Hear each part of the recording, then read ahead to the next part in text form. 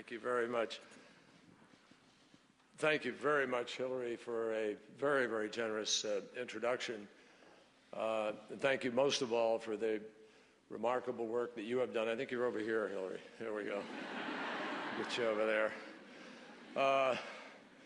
You know, that's my job, seat the former First Lady, Secretary. What a pleasure to be here. And distinguished members of the Diplomatic Corps, President DeGioia, thank you for this unbelievable, one of my favorite venues in the world. Madam Secretary / Senator / First Lady / everything. And former First Lady Bush, it's great to be here with you, Laura. To our ambassadors and everybody else, I'm really happy to be here. For all the men studying here at Georgetown who sat in or sit in classrooms where Bill Clinton sat so many years ago, my advice to you is this: study hard, go to Oxford, become governor of your state, and then maybe you can marry one of the country's remarkable secretaries of state.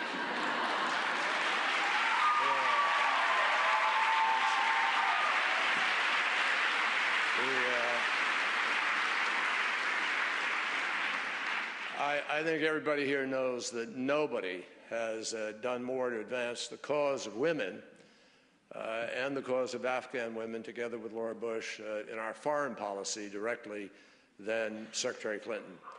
And she took the helm of the State Department at a particularly challenging time, a critical moment in the history of the war.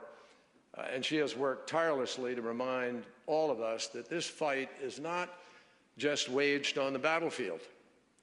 It's a fight for the lives of Afghanistan's people and their future. And it is a fight, above all, for universal values and aspirations. And I think we all owe her a tremendous debt of gratitude for the work that she has done. Thank you, Hillary. Appreciate it.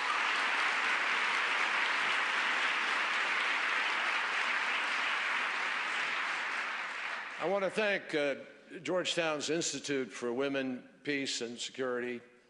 I want to thank the U.S. Afghan Women's Council, the George W. Bush Institute, and the Alliance in Support of the Afghan People for co-hosting and coming together to bring this remarkable event together here today.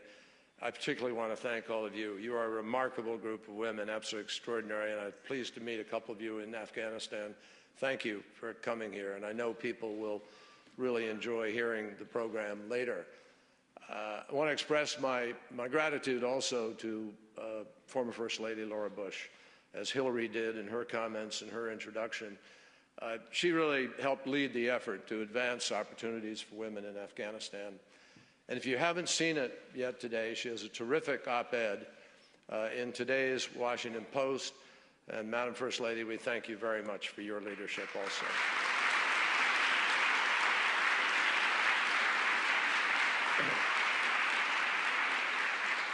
And as Hillary did, I want to pay particular tribute and thanks to our nation's first ambassador at large for global women's issues, Melanne Verveer, and her successor, Kathy Russell, who has just returned from Afghanistan.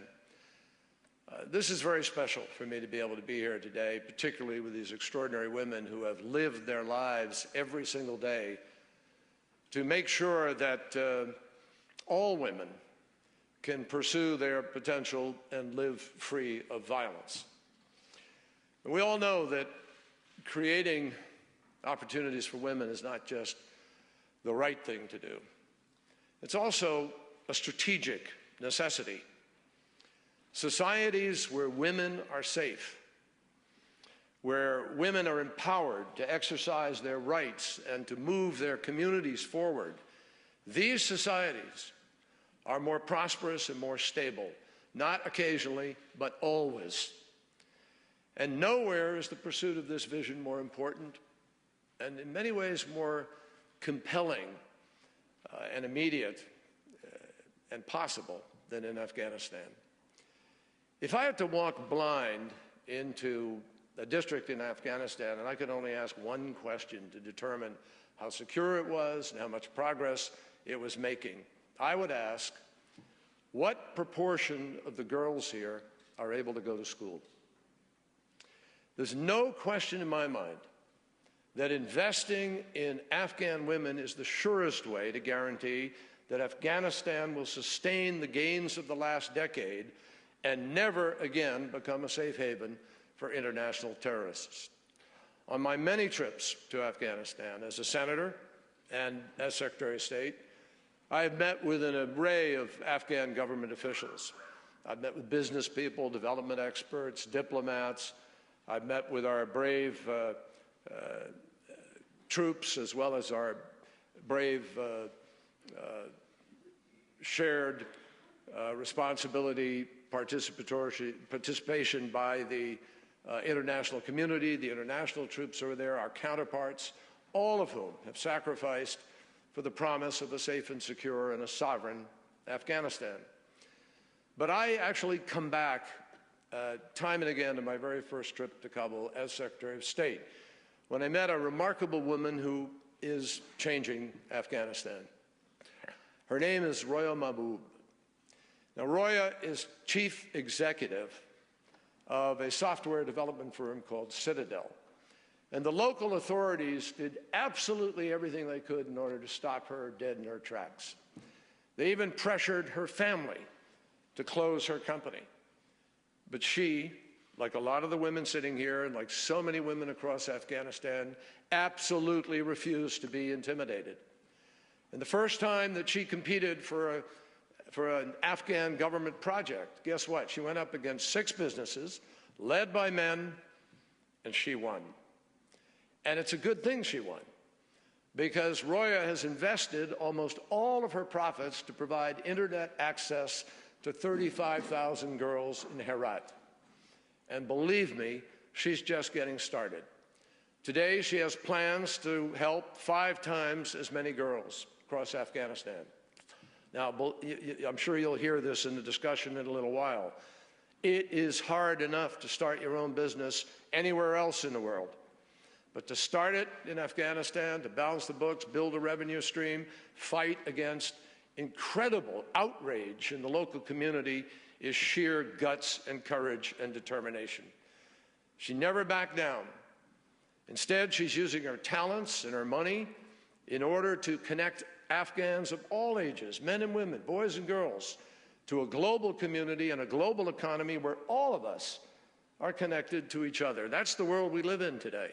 And that's the world that women in Afghanistan want to share in too. Now, as Roya said to me, she doesn't want to be the only woman who's an entrepreneur in Afghanistan. She wants all women to have that opportunity. And she believes nothing should stop any of them.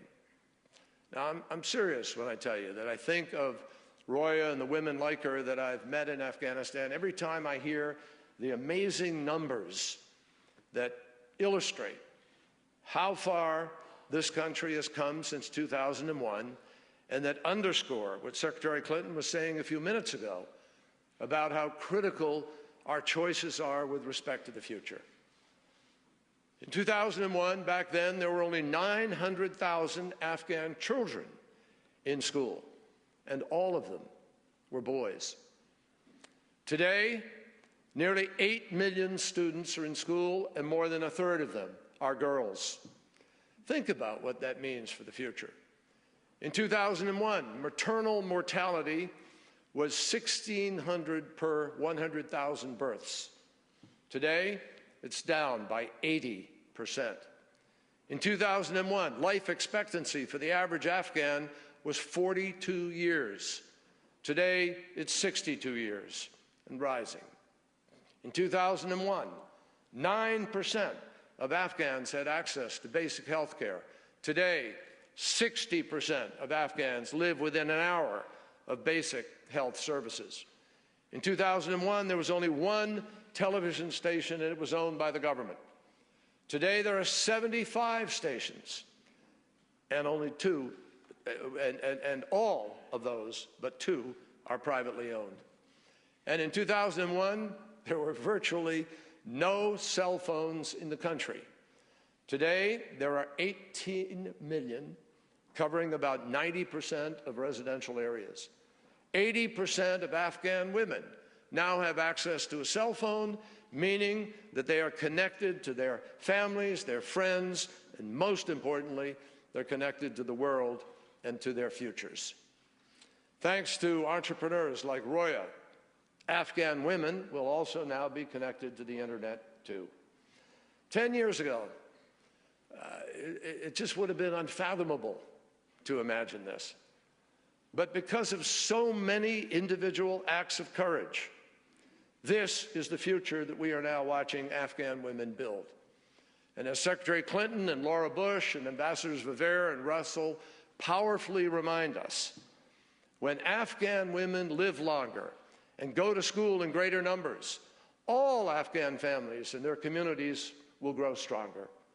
When Afghan women run their own businesses, all Afghans profit from a more diverse, dynamic, and inclusive economy. And when Afghan women hold public office at the local and national levels, all Afghans gain a stronger voice in their communities. That is the vision behind the United States National Action Plan on Women, Peace, and Security, which President Obama directed to be implemented 2 years ago and which Hillary spoke about just a few minutes ago. And that's why we are committed to bringing the perspectives of women and their full participation to bear on these opportunities and challenges in Afghanistan going forward. Now, what has moved me, and I mean moved me, in my meetings with an impressive group of Afghan women entrepreneurs is that when Afghan women move forward, believe me, they never want to go back. Not to the days when the Taliban ruled Afghanistan. Not to the days before the Taliban, when the country was torn apart by violence. And that is why it is so important that we keep investing in and defending the progress that empowers Afghan women as well as men to be able to have their voices heard and to buy into their future and shape their future. What has been achieved is nothing less than remarkable. And it would have been more than a tragedy if the world ever allowed this progress to be threatened, or worse yet, to be abandoned. So the question now is, where do we go from here? Because as we think about the future, we are mindful of the challenges that Afghan women continue to face. This is a critical moment. Many of the women that I've met share very legitimate concerns that the gains of the past decade could be lost. All that I talked about could be wiped out. And the truth is, their anxiety that I hear when I visit Afghanistan, well, you'll hear today, it's palpable. Despite the significant achievements of Afghan women and girls, many challenges still remain. And we remember too well the difficulties, the difficult history that led to the decades of war in Afghanistan. We know the costs of walking away. Believe me, Afghan women know the costs because they have always paid the steepest price. So I say to you today, as Afghanistan sees women standing up in Afghanistan to take control of their country's future, not only for themselves, but for all Afghans, we have to be determined that they will not stand alone. America will stand up with them as they shape a strong and united Afghanistan that secures the rightful place in the community of nations. And that is why President Obama and President Karzai signed a strategic partnership agreement last year that lays out our mutual commitments. And that's why America's relationship with Afghans is changing. It's not ending. There's a lot to do, so much to do, and obviously the road ahead is not easy. The violence that has plagued Afghanistan for decades has left very deep wounds, and it is going to take time to heal. We also know that security is going to be a real challenge. We know that Afghans have to strengthen the rule of law. They have to improve access to justice. We also know that discrimination and violence against women continue to be major problems. But I know every one of these women and the women in Afghanistan today will remain determined, and we have an obligation to remain determined and stand by them. We intend to make clear that securing the rights of Afghan women and girls is not just a challenge for this moment, it's a generational challenge. In fact, we've already made a significant down payment. But make no mistake, finishing this job is going to take courage, and not just the courage of women in Afghanistan. As a proud father of 2 daughters, I have many times been reinforced in the fact that this job will require the courage of men, too. In Afghanistan, it will take the courage of every man who defends his daughter's right to an equal education. It will take the courage of every brother who challenges a law that keeps his sister from owning property or opening a business, and every husband who not only promises that the cycle of domestic violence can stop with him, but who actually proves it. We have spent a great blood and treasure in Afghanistan, and that makes even greater our obligation to get this right. Yes, there are challenges ahead. For sure, the transition is going to be difficult, but without question, there's a world of possibilities staring us in the face. In fact, the transition that we are talking about and now working on is really about 3 transitions: a political transition, a security transition, and an economic transition. And no surprise, Afghan women are playing an integral role in all of them. Just look at the political transition. We all know that the single most important milestone over the next year is the peaceful transfer of power from President Karzai to a democratically elected successor. The elections have to be on time. They have to be accountable and transparent and free and fair and accessible. They have to be inclusive and result in an outcome that is perceived as legitimate by all segments of Afghan society above all, but also by the international community. Above all, though elections obviously always entail competition and debate, they've got to be a unifying moment for the country, not a divisive one. As we speak, as we are here, Afghan women are leading the charge to ensure that the elections next year are credible, inclusive, and transparent. You have Gulizai Alsheki is one of those women. Gulizai is a teacher by profession, but she's always had this passion for public service. She used to work as a human rights commissioner in Kandahar. Today, she's serving on the Independent Election Commission. She told President Karzai she has only one character flaw, that she fears no one. Now, we are deeply encouraged by the Gulizais and others who are taking part in this, by the hundreds of women from all over the country who are running for positions on provincial councils. And we are very pleased to lend our support in partnership with the United Nations to train female volunteers as they facilitate secure access for women at the polls. There is no question that lasting security and prosperity in a unified Afghanistan will take root only when women have as loud a voice as men, not just on election day, but every day. The success of the political transition is essential. It's the prerequisite to the future stability of Afghanistan. But make no mistake, it's not enough, it's not sufficient, it won't do the job alone. That's why the United States firmly supports and will continue to support an Afghan-led peace and reconciliation effort as the surest way to end the violence and bring lasting stability to Afghanistan and the region. But peace is only possible if it respects the historic achievements that Afghanistan has made over the past decade. All those things I listed and talked about, including, above all, the protection of the rights of all Afghans, both men and women. And as part of the outcome of any process, the Taliban and other armed opposition groups have to end the violence, break ties with al-Qaeda, accept Afghanistan's constitution, including its provisions on women's rights. Those are the standards which will lead us in this effort. There can be no compromise on these points, and there can be no peace without respecting the rights of all Afghans, and Afghan women have to have a seat at the table.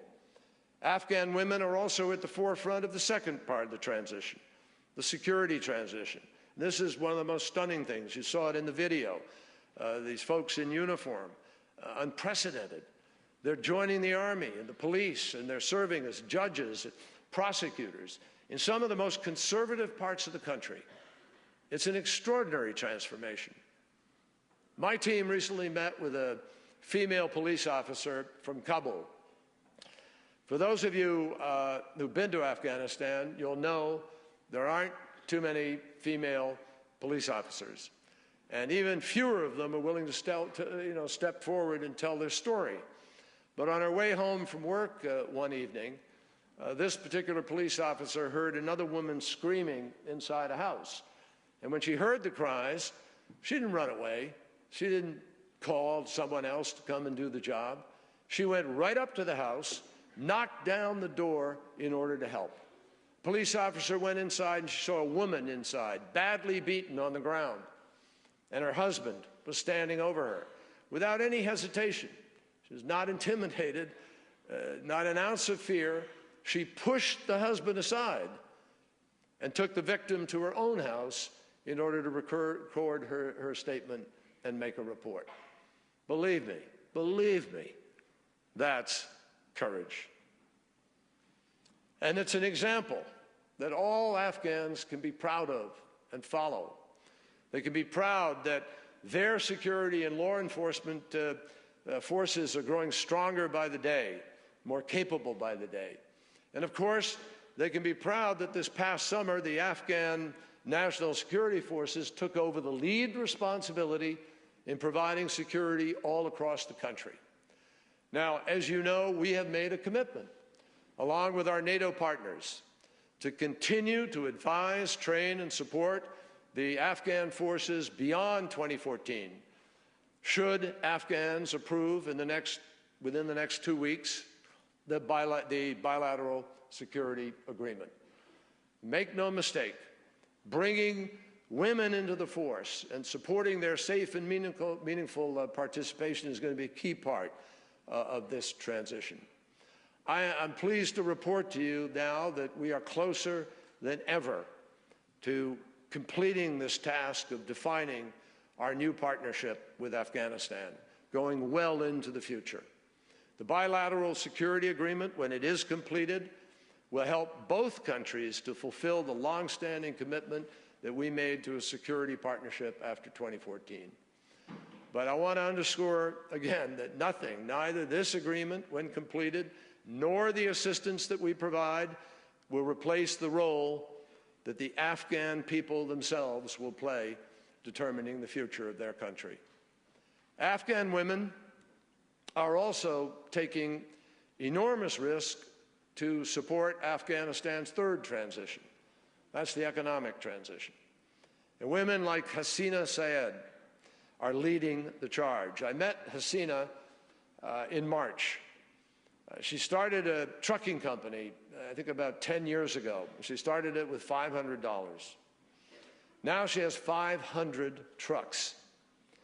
Of her 650 employees, 300 are women who not so long ago would absolutely never have had the opportunity they have today. She told me that she always knew she wanted to be a businesswoman when she grew up. And I asked why, and she said simply, because then I'll get to be my own boss. Now, obviously that's not just an Afghan trait, that's a universal aspiration. But Afghan women like Hasina are forming connections not just within Afghanistan, but all across the region. Actually, her trucking company is doing a great deal of work in the stands and outside of Afghanistan in order to bring supplies and things, food and so forth, into the country. And what I found is that all of the Afghans understand they may be landlocked, but they're not trapped, and they refuse to be trapped. Afghanistan is linked everywhere by roads, railways, products, markets. And the reality is that Afghanistan's fortunes are tied to the whole region. Just as the future of the region is tied to the stability of Afghanistan. We call this the New Silk Road Vision, which Secretary Clinton launched in July of 2011. It's a vision we believe in, and it's a vision we're going to continue to work hard to implement. Hasina knows that the benefits of investing in women and girls are not limited to one village, one province, or one country alone. They ripple out across the borders. You all remember that great quote of Robert Kennedy's about, rippling and creating a huge current that sweeps down the mightiest walls of oppression. That's what's happening. And that's why investing in the training and mentoring of Afghan women entrepreneurs is so important. That's why we launched the Regional Economic Women's Initiative in Bishkek and in Dhaka in order to link female entrepreneurs to markets in South and Central Asia. And that strengthens those women to have those connections to those other parts of the region. That's why we're investing in the education of Afghan girls, so they can break the cycle of poverty and become community leaders and engage citizens in ways that inspire and actually strengthen their neighbors' willingness to join them. That is the future that even here in Gaston Hall today, we are all building together. And that's the story that I want to leave you with today. As I was flying back from Kabul in March, my staff handed me a letter from a young Afghan girl who had earned a scholarship from the State Department to study at the American University of Afghanistan. And this young girl has exactly the same courage as women like Roya, Hasina, Gulalaya, who are marching forward to define this new future for Afghanistan. She has the same vision as leaders like Hillary Rodham Clinton and Laura Bush, who know that no country can succeed if it leaves half of its people behind. The phrase that Hillary and I both loved as we heard it about the bird with two wings. Can't fly with one wing. One line in that girl's letter stood out to me. She wrote about the importance of education and how her goal is not just to help herself, but to lift her community, her society, and her country, just like Roya, Gulalaya, and Hasina are doing today. You know what she wrote very simply? She said, I want to be one of them. That's the power of example. That's the ripple fanning out to create the current. Think about that for a minute. She feels ownership over the future that she is creating in Afghanistan. And that's not something that her sisters or her mother could say even a decade ago. But girls all over Afghanistan, believe me, I promise you, they are saying it today, and they are living that dream, thanks to the courage and the leadership of women themselves in Afghanistan. Our responsibility is clear. We need to make sure that they succeed, because this is one of those benchmark moments, not just for them, but for all of us, and what we care about, what we fight for, and who we are.